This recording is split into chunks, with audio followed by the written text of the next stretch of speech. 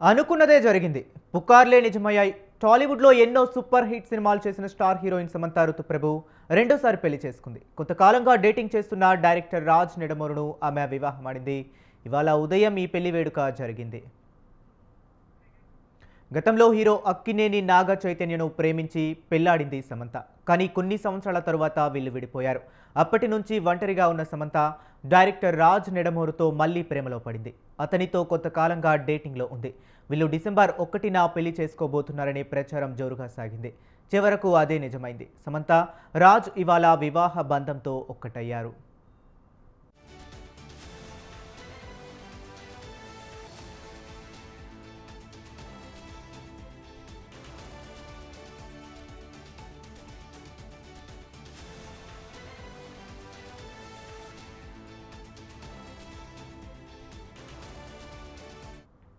సమంత రాజ్ నిడమోరు పెళ్లి ఇవాళ ఉదయం తమిళనాడులోని ఈషా యోగా సెంటర్లోని లింగభైరవి ఆలయంలో జరిగింది. ఈ మేరకు ఓ సోర్స్ హిందుస్థాన్ టైమ్స్కు తెలిపింది.